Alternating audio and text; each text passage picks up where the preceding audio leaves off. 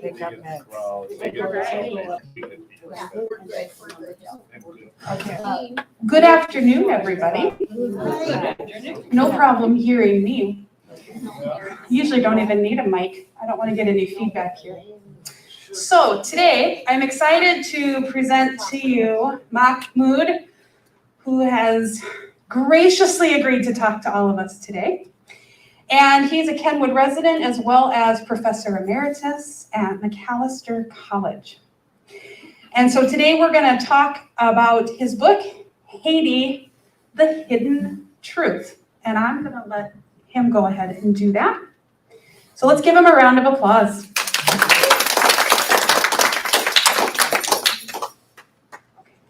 Thank you, my dear, for that. I don't like long introductions. Thank you, Brandy, for that. I'd rather surprise than disappoint our audience.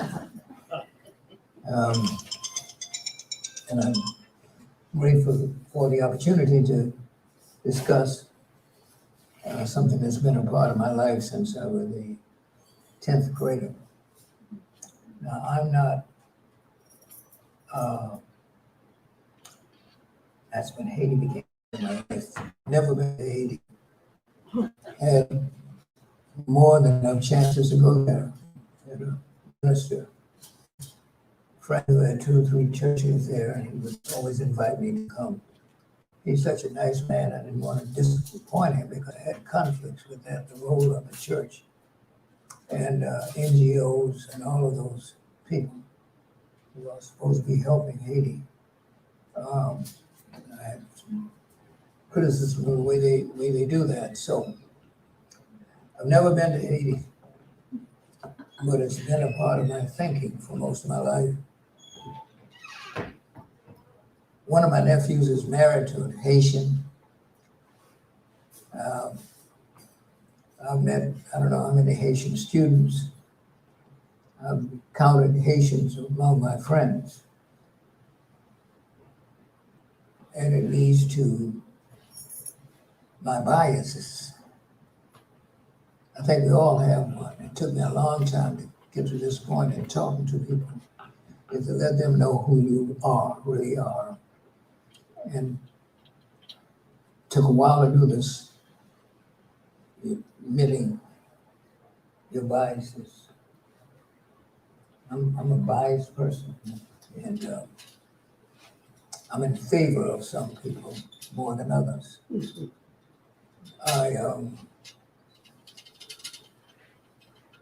I'm in favor of the lowest, the least, and the lost, wherever they are.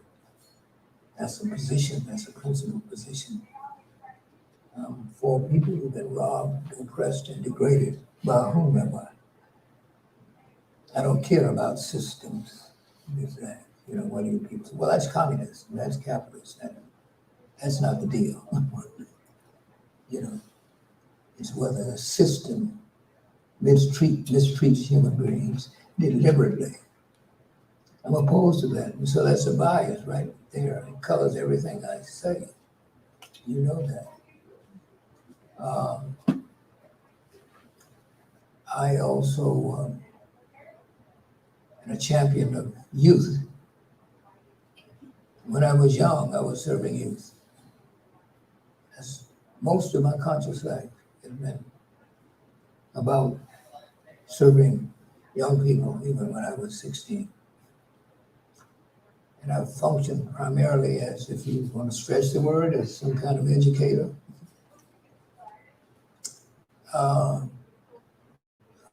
Some kind of activist, or even though I don't like that term so much, but I know what people mean. I've spent most of my life on the side of people, and I'm from among those peoples who have been abused by power. It's simple as that. It's all about power. It's not Democrat, Republican, not with me. this side of the aisle and the other side of the aisle. The question is, what is deed? The deed is what matters. And so I condemn the deed, no matter who's doing the wrong. It could look like me. It could look like Idi Amin. I'm opposed to him. Very clear on that. This is a human question. I also have an art sensibility that makes me biased. I think in the generality,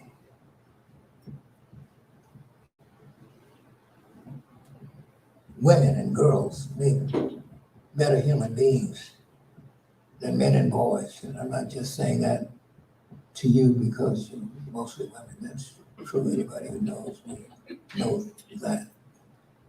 And it's not just because the major influence of my values was a grandmother who was the first generation out of slavery and who started me on this trip that I'm into now. She taught me how to read. I'm like many black children who are first generation free black people after the Civil War. It's one of the greatest stories never told. It was those people who were slaves who learned to read in spite of the world. It was an illegal right to learn to read and write. I always remind people Frederick Douglass never spent a day in school in his life except to go to Western Reserve University the first time he went out of school. It was addressed to graduating class. That's what and I think was Tom Brokaw. I think the people, 4 million people who came out of slavery in 1865 are the greatest generation ever. That's what I think. Not what you think, not what black people think. I don't think for black people, and any of my students know that. You know, it's a position. I'm dare to say, I try to be a moral human being. I'm supposed to be that. I know that you're in America. You're supposed to be amoral. There's some things to me are just definitively wrong. And I'll go against anybody of any color, so-called race, which is utter nonsense to me, not everybody else. I think it's the greatest hope ever perpetrated against humankind. There's a lot to do with this. I think the idea that we think we belong to distinct, discrete, never changing races is complicated nonsense. And people have made it so. Science should help us out now. That's who created race. This is a kind of introduction to what I'm saying, and I won't spend a lot of time. But I want you to know where I'm coming from. So you say, guy, he's a communist, he's a this and that and the other, and this is just terrible. I'm just me. It's the way I think. And I'm not bound to any ideology, but I'm bound to certain ideas about freedom, justice, and respect for human beings. Because they're human beings. No, you don't need to qualify that. That's my stance. Okay, here we go. Thank you for those of you coming to hear an opposite point of view on hate. I need not bore you with the statistics and what hate is. Haiti is the worst set of circumstances any human beings ever created for themselves, I guess. You know, we know it's a land of disaster, a land of disease, a land of death, a land of political corruption, tom-tom, thugs running the streets, beating up people. It was a land of voodoo. I don't know who made that up. The name was Verdun. It's a god of certain African people. It's a religion. And I define religion as anything to which human beings owe their highest loyalty. That's what I think religion is. That's why I think white supremacy is a secular religion, like communism. It's a secular religion. So the thing to which you owe your highest loyalty above everything else. That's my assessment. The Haitian story, I don't want to take up all the time. That's another thing. Right, I guess, she's not here. But why don't somebody time? Right. Give me 20 minutes. You're fine. Yeah. Yep. Because I know how time is. Time. Time is a neutral variable. You can make anything you want out of time. Why do the Greeks have 8 days? And the Yoruba people in West Africa have 10 days in a week. Because you can do what you want with it. It's human creation. Time. So Haiti is the breadbasket case of the world. All the sense of the flesh you can find there in abundance. I mean, it's just, and they were really bad people. And tied to this voodoo, which is a corruption, that's the colonial oppressor's definition of Verdun. I can say this about these religions out of Africa, is that Latin America is above America in this sense that religion, African religions thrive in many parts of Latin America. Santiago thrives in communist Cuba. It was supposed to be based on atheism. Why did it go the other way? Castro never. It thrives. The same thing in Brazil. Challenges Catholicism. And they recognize that Africans have religion. And let me say this, and I'll get off the religious kick because I don't want to insult anybody. And I've already done that, I guess, but I'm too late. But I was once talking to an African. I went to school a little bit in Ghana, and I got to know the curator of the museum. And one thing led to another. God, they call God Oyame, these people. And I just wanted to know, because I am American, though I am a lot like white Americans. I know that this is one of these things in my head. Well, who is Oyame? Where did it come from? When? Well, he said, he didn't come. Well, you got to come, Religion, what's the dispensation? Who brought it? Nobody brought it. How can you have a religion, without the prophet and the dispensation? The Moses, Jesus, Muhammad, right? Zoroaster, right? Well, he said, we don't have that kind of religion, because religion is timeless. William has always been here. And come. He's always been here. Where? Everywhere. Where is he? In the tree? What is it? Water? In the earth? In the wind? In the rain? In the breeze? That's who God is. Nobody brought us any dispensation. That's a tough one. That certainly was a tough one for me. Because I was baptized, yes, as an Episcopalian, and I was a nominal Christian.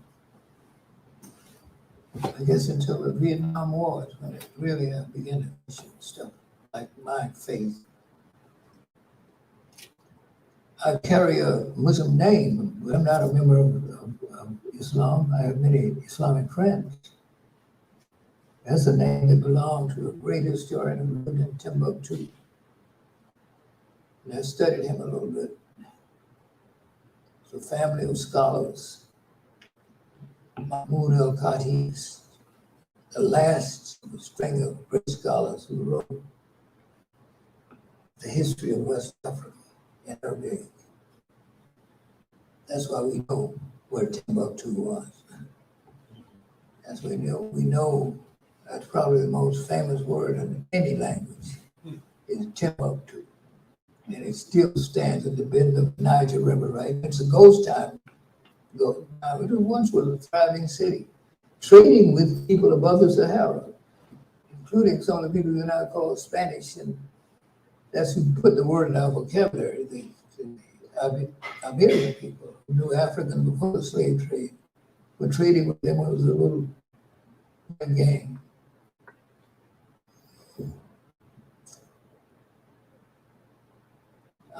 Why I talk this way because this did come from a man who was a scholar at England. It is why I talk the way I talk. Said everything is related to everything. Everything has a place, and yet everything is related to everything. And there are no free lunches on this earth. I think like that. That one thing is related to another. I'm related to you in some sense in spite of the doctrine of white supremacy, which I've been arguing against most of my conscious life. Anybody who's been around me knows that. I think that race is a myth. Now, I don't mean to still play thing with the children. That's not the kind of myth I'm talking about. Human beings are myth-making creatures. Black people make myths. Everybody makes myths, but there's never been a myth like this, as destructive as this idea of race and the practice of racism, ISM, from a practice that was created within the last 400 or 500 years. There were no people on this earth until Christopher Columbus got lost. Yeah, I said that. It makes a lot of people mad. Don't care. Well, he said he was lost by calling these people what? Indians. Yeah. Indians live in India. All human beings get their name from land and language, skin color. I think so. We know that. See, a lot of people know stuff and don't want to acknowledge that they know it because they mess up the script. You know, I know that many people who call themselves white or whatever know exactly what I'm talking about. Some don't. I'm not kidding. Some people really believe in the myth. You know, like the people who went to the Capitol in January. Yeah, actually, I don't think they're kidding. That's real. They believe that. And that's what race does. You see, not with your eyes, but with your beliefs. And you impose your beliefs over everything. Why Haiti is such a terrible place? Because people want that to be so. It is poverty there. There is good political corruption. You know, there are bad guys, Tom Maku and so forth. Yeah. But there's something else. Life is too, there's nothing that simple. Human beings are not that way. There's no such thing as a simple human being. You can be simple-minded, I agree, like me sometimes. But you're not simple. That's contradiction in terms. And Haitians are not simple. very bright people come from Haiti. And the trouble that Haiti's in is it is something that people ought to be applauding all over the world for the achievement of Haitians is the simple and overriding fact.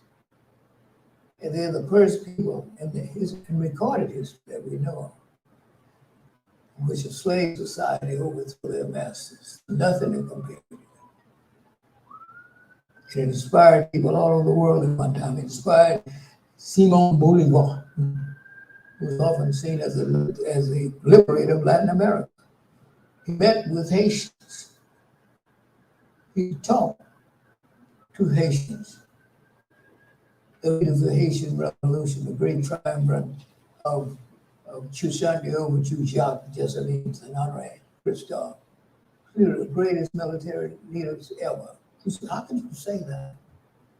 Well, they just happened to defeat the most powerful army of its time. Ran them out of Haiti twice with their tails between their legs.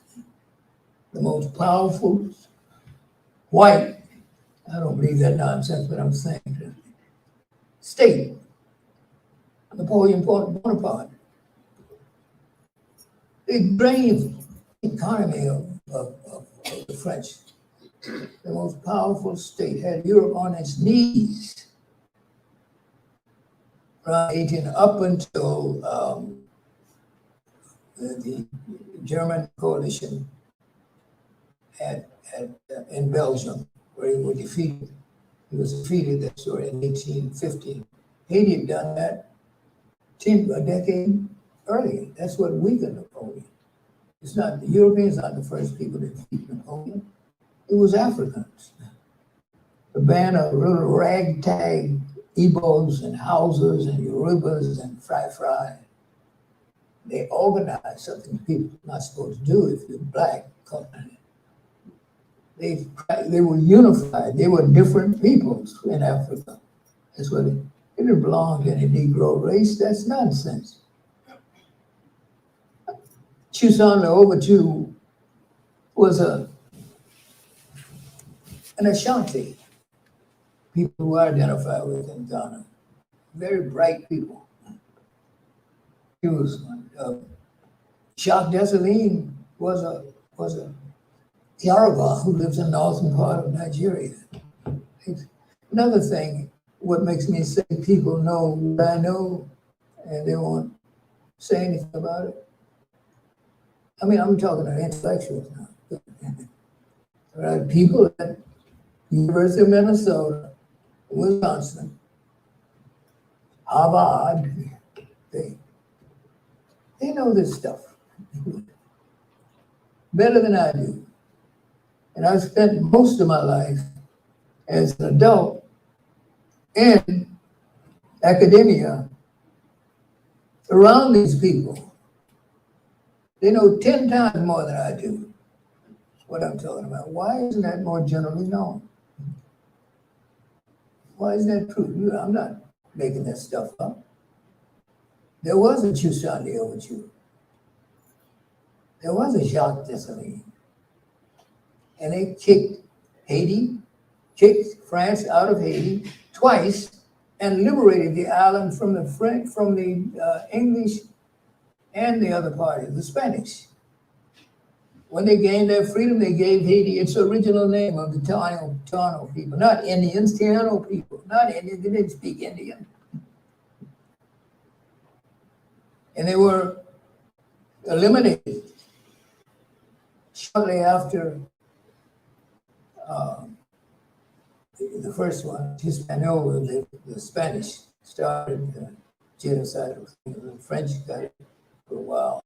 And the same thing took place. There may be a handful of descendants of Tiana people in Haiti. It's the blacks of the island. Bishop Bartholomew, caring, sensitive Catholic. This is why you can't go for the race stuff. I can't. If you're white, I'm supposed to say you're no good. No. This man he did a good and a bad thing at the same time. He felt for the Native American people. And because of the Spanish contact with Africa, when we were trading with one another on a minor scale and slave level on a very minor scale, it was he trying to help the Native Americans who influenced the leaders of France to import more Negroes. Some of you know more about this than others. The Negro is not, what is that? That's a harmless adjective in the Spanish language. I can't speak Spanish that well. I don't know whether I took Spanish or Spanish took me, but you know, it's you know, and I'm not a linguist and I don't know a lot of stuff. I'm good in two languages, broken English and profanity. I'm really good at that. But Bishop Bartholomew pleaded to bring because he felt sorry for the Native Americans by disease and genocide and so forth. And they already had a relationship with African before the discovery of America. There's a Negro factory, a Negro house in Ghana called El Mina. That's Portuguese for something like mine, M-I-N-E. Was built in 1482. Okay. Chris didn't show up until 1492. Christopher Columbus. A massive thing. You should see these slave factories. Like a small community almost, built. There are 26 of them in Ghana alone. They're all up and down the coast of Africa from Mauritania to Angola. These are slave factories where black people were kept. Spanish people built most of them, but I'm sorry to say this, Christiansborg, which is another castle in Ghana, was built by the Danes. And I hate to say that, but the Danes, because I'm biased about it. I like Danes. They're different from other Europeans. You know, but they were in it. The Danes were there. They built this much, not the scale of El Nido, but it's in a building that's very well structured and artistically impressive. And I just hated to find out that the Danes, oh, you were in it too. You know, what let me tell you that everybody was in it. There were leaders, the 5 leading nations, which is responsible for the Atlantic slave trade, begins with the Portuguese, the oldest white, you know, I'm using white for convenience. I don't believe that. I don't believe there are any white people. Dare any human being, I'm telling you, human being, to prove to me that you're white. Anybody. I'd like for you to do that, you know. I don't think you can. You know, that's a question. It's answerable. I'm just trying to answer answerable questions. It's not something that only I know, and I know very little. And I know that I know very little. Like Voltaire said, all that I know is that I know nothing. And I'm not sure of that. It's just a fact. Haiti deserves admiration and respect from the human family. To liberate some people from oppression and inspired people throughout Latin America under Simon Bolivar.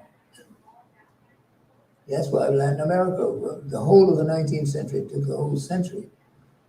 And Brazil was the last slave state in 1888 to free its slaves. Same year that Russia freed its serfs, and which is interesting.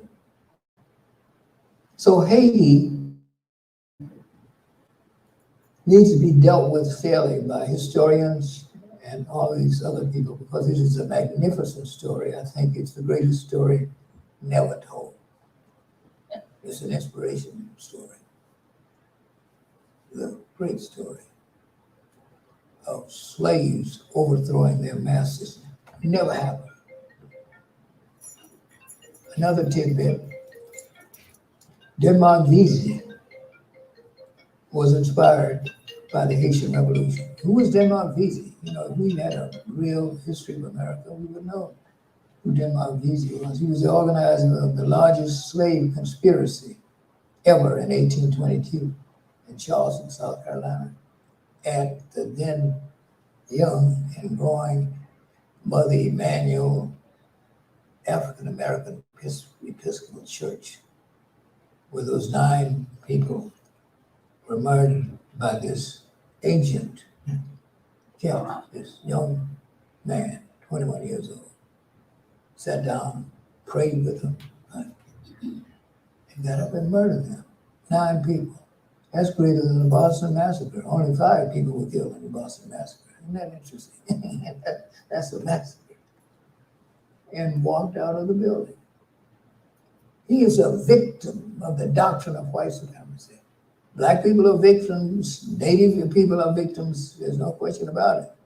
There's victimization of white people who are not allowed by that doctrine to be fully fleshed human beings any more than blacks. As long as that's, you can't blame him, really. He did the act, the deed. How did he come by that? But Denmark Vesey was a name that you had to whisper on the slave plantation because of his conspiracy was greater than the one we may know, the Nat Turner Rebellion in Virginia in 1831. But he was suspected as being a Haitian. They still argue over whether or not. There were a time they wouldn't let Haitians in New Orleans when the revolution took place and the masses came to New Orleans and helped create the Creole Society.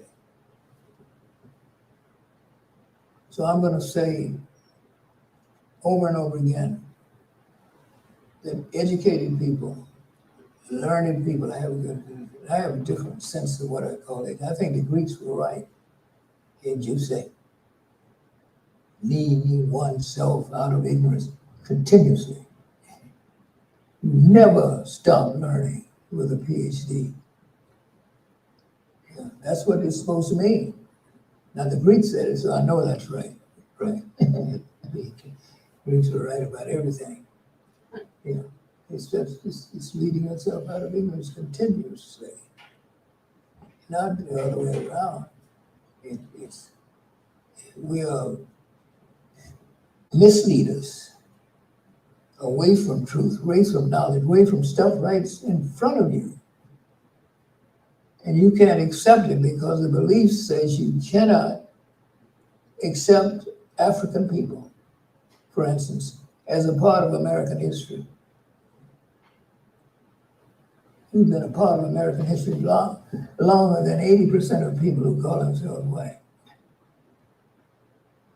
I don't believe that the average family can date back as far as my family.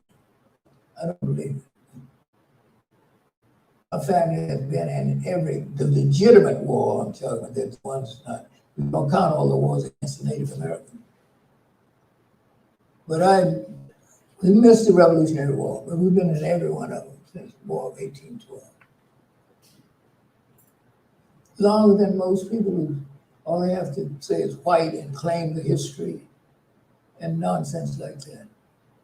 I'll tell you a little story on this sidelight about race. See, when you're not talking about race, you talk about race. Still, my favorite quarterback, Drew Brees. If you're not a football fan, you might not know who he is, but he's the best. He's better than these tall guys. But I don't know how he does that in a big man's game. Complete passes, he did laser. And he was my favorite until, the racial reckoning emerged and the question about black people and the flag came up, and he pointed out that he had to differ with his teammates because my uncle and my father were in World War II. I'm saying, wow. I like to sit down and talk to Breeze. And he's my favorite quarterback. I liked him when he said that. My stock, his stock as a human being went way down. Does he know he's around all these black guys playing, like, that black people fighting wars? He didn't know that. Even though we know that, we don't know that. But you believe allow you to say Crispus Attucks. How many of you know that name? Thank you, ma'am. And I'm sure you're a well-educated lady. I know that. But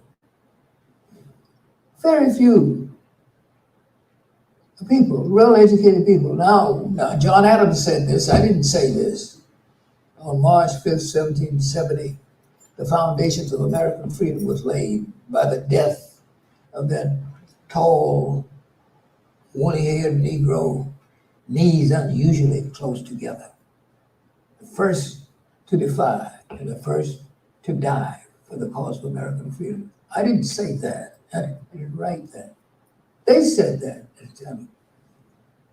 The nation's first martyr is what they call a Negro. Who knows that? Well, they know at Harvard, they know at Princeton, they know at the University of Minnesota, but the guy who you meet on the bus or walking down the street may work with him, may even like him as a person. He doesn't know that. Who's responsible for that? I think the leadership of America generally, which is the Democratic Republic, they both have had their turn. You know, black people are, everything's related to everything. Black people are solidly Democratic. I heard a black man say, I was born a Democrat and I'm going to die a Democrat. That's kind of ignorant. What are you talking about? You know, in my grandfather's day, a black Democrat was as scarce as a buffalo. Oh, Democrat. The Democratic Party was founded by slave owners. Jefferson and his buddy, Madison. They were founded. The Republican Party historically were the progressives. When they organized in 1854 and included people who were against slavery, against the institution of slavery. And Abraham Lincoln was against the extension of slavery. He was not an abolitionist. But the myth is that he's the father of black people's freedom. That's terrible. That simply is not true. The facts say that. I didn't make that up. Think about that. Abraham Lincoln, nice guy, I think. But at the root of his thing, he wasn't really for black people. He made some magnificent statements. I think of all the presidents, he was probably the most tested and I think the brightest president. He was forced to think on his feet. And he did that well. You know, but during one of the debates when Douglas accused him of social integration, I mean, everything what is related to everything. Douglas, Stephen Douglas, the great debates, this is one of the 7 debates, greatest debates in American history. Accused him of being for social integration. And his response was, I have not now, nor have I ever been, of making voters, jurors of, Negroes, nor qualifying them to hold public office. And I will say, in addition to this, I believe that there's a physical distinction between the two races, which forbids the two from living together in terms of social and political equality. And in as much as we cannot so live, I, as much as any other white man, am in favor of having the superior position assigned to the white race. He's in between. He says some marvelous things. There's no question about it. in the name of freedom. But at bottom, when Frederick Douglass was invited to the first statue by ex-slaves built for Lincoln, he let them know that Abraham, in the fullest sense of the man, he's a great man who's gone to that silent continent of eternity. But I must tell you that in the fullest meaning, the fullest sense of the word, Abraham Lincoln was not our man nor our model. Not our man nor our model. In his habits, in his association, in his prejudices, he was American as any other white man. You know, I mean, racism has to be confronted if this country is to grow up. Now, this has been said, what you heard that before. I think black people, you know, I'm one of these black people, and I thought we were on the way during the 1960s. I think we had raised white supremacy in Iran. We had a few white people putting up signs in their way saying racism must go. No, they said white racism. You don't need to say white racism. You didn't say anything but what Jimmy Baldwin has said. When I say racism, I mean white supremacy, which is a doctrine like communism. And this country was founded on that principle, along with all the other things. The country, the nature of America is self-contradictory. It is for freedom. How can you prove that? Well, all the numbers of people who come here, and it's like God, heaven. I agree with them. The immigration story is a great story. See, I don't have any problem with that. With the Statue of Liberty and Emma Lazarus coin, he was a Marxist. How can you do with that? People don't know thinking, people don't want to hear that. It was extracted from her poem and put on the Statue of Liberty at the base of it after it's been set up. The original idea of a Statue of Liberty came from French abolitionists. It was saluting Lincoln and the freedom of slaves. That's why that chain is down there. They don't explain that on the feet of Lady Liberty. It was a gesture from France, America's first ally. That we want to salute Lincoln and the slaves with freedom. And they twisted that was in 1865. By 1886, they had changed the whole, that's when they finished the Statue of Liberty, changed the whole meaning of it and made it a gesture of refuge for immigrants. That's not the original reason. But it's a great story. African Americans who live in what we call the United States are not immigrants any more than Native Americans are immigrants. You know what an immigrant is. You leave citizenship for one country for another, and that's it. There's no big thing. The black people were here before George Washington was born, before the Constitution was written, when most white people didn't know where America was in the world.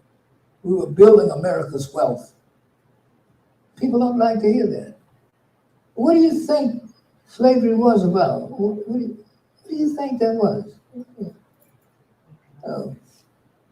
Some kind of ingathering among white and black people at a picnic or something? No, that's what I mean. So I said enough already about Haiti. Why Haiti?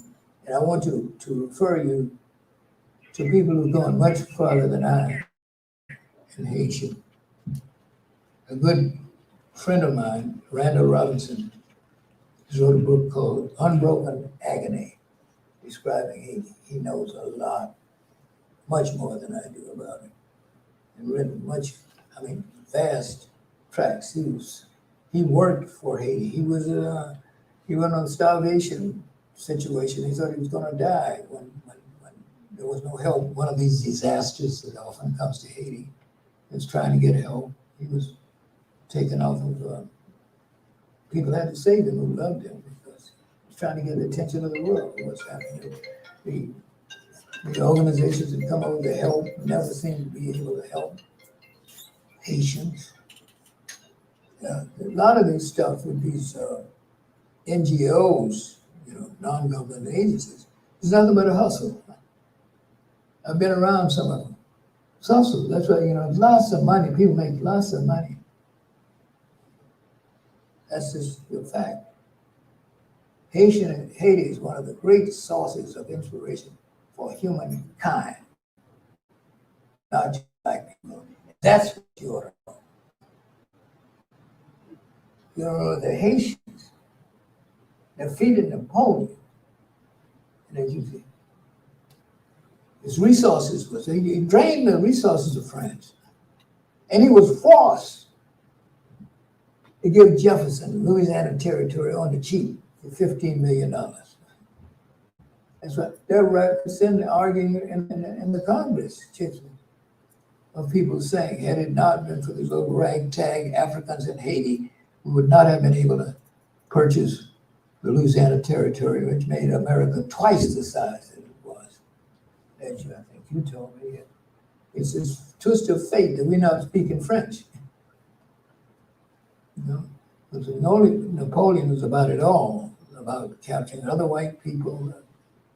You know what I say when I say white? I mean, white is a metaphor to me for power. That's all. That's what it really means. It kind of means kind of Machiavellian definition of stuff. That's what it means to me. Stokely Carmichael had the perfect antidote when he said all that white people have, that black people need is power. That's all. It wouldn't be this way if power was shared. And the Americans went crazy, particularly the liberals, our friends. That's when they began to withdraw. Around that, the central question is that slaves had no power, masters had no, their descendants had no power. All black people had was conscience. And we want to exchange some powerless conscience for some conscienceless power. Let's have that deal. This is so Haiti to me is something that needs to be studied and understood and appreciation for its own right. I mean, people who want to be fair and try to understand that America is a part of an international conspiracy against Haiti. All the Western world, do you know what that means? Dr. Du Bois called it unforgivable blackness. A handful of ragtag Africans beat the most powerful army in the world. That's what that's about. It's an embarrassment to the doctrine of white supremacy when it was flexing its muscle all over the world, even parts of China. That's what happened. That's why Haiti is isolated. That's why all the Western world ganged up, been blockaded for years, put in these puppets for the government, to corrupt people, and made Papa Doc and his son, Baby Doc, and those things. It started in the 1850s when Haiti became stagnated. And Haiti, the last time they were occupied, U.S. Marines, was in 1934. That's recent. That's who ran Haiti, the United States military. And the great story of the tragedy of young priest, Dr. The story in the election of 1990, that the first time in the history of Haiti you had a democratic election. And this young voice, who doesn't come to me now, Aristide, yeah. Aristide, thank you. Perfectly good. And his African-American wife. He might have held that against him too. But he had people who got rid of these categories of caste. This caste is It's just not white and black. You know. Haiti had a caste system under the whites on the top, and you had somebody called a franchise, depending on your kind of blood, your so-called white and black blood. Think about this. I know that everybody in this room knows that blood flows in human veins. Thinking that. And all of it's red. There's no white blood or black blood. Dr. Charles Drew proved that during World War II. Blood comes in types. It doesn't belong to white people and so forth. None of my children, I have 3 children, have my blood type, and that's common. Women, for some reason or other, can translate types. I'm B positive. Son is O, and another one is something else. In a blood sense, I may be more akin to people who think they're white than I am to my own family, because there are a lot of, I'm B positive. You may be B positive. I want to know who did the work? What context is wrong? Who did the work Work on what? On what? of building, of establishing, of making churches, schools, educating the children? Who did that? Well, he should try to do some of it, but it was largely outsiders, which determined that. I know what you're saying, people outside, but Haiti had not, since the revolution was oppressed, it has never been in charge of its own destiny. But it has to educate. Yeah. Okay. And somebody has to do it. Well, what are you saying? I'm critiquing it in a very I'm deep. saying get off that chair and get up and teach us. Get off that chair and get out and teach you. And get up and teach us something about religion, about origin. Is that a question directed to me personally, that I should get up and go teach? I've been doing that most of my life. That's what I've been doing. I didn't choose to be in the movement, it chose me.